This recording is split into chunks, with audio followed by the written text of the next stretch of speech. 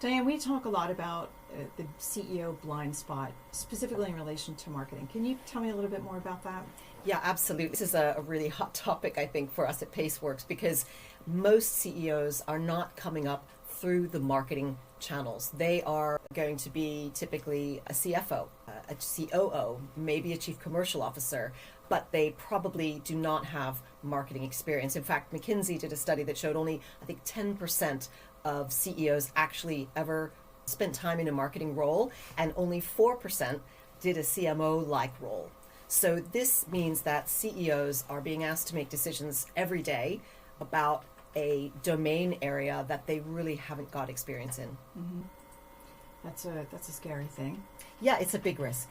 So when you go into organizations and you look at the marketing function and the branding function, what are the biggest things that you tend to see are overlooked or not? The CEOs that I work with, they tend to want to know what good looks like. This is a common question that I get in my work as a CMO, because really this is about looking across the business, looking at the brand, looking at what's happening in marketing, what's happening in sales, what's happening in customer service, partnerships, whatever those different domains might be. And what we often see is there's a disconnect. There's not a strategy, or there's not a coherent strategy. There may be team issues. What we sometimes see is that a CMO, a marketing leader, has been promoted before they're ready. Mm-hmm. So they're CMO in name, but in actual function and in the way they operate in terms of being that senior level strategic marketing advisor for the CEO and the C-suite and the board, it's actually not there. So when we come in as Paceworks, we take that combined experience from myself and from you, Gabby, from your digital commerce and marketing experience and board experience, as well as my deep marketing experience, and we can really see that full picture. I've seen that with digital as well. Like you said, people who don't come out of digital understand it, they get it, they've educated themselves, but sure, it's still about what does good look like, and do I have this right? Is this the right amount to be spending on this particular project? Because it sure feels like a lot. Or is there a different organizational structure I should be putting in place to support this big program of work that we're going to be doing?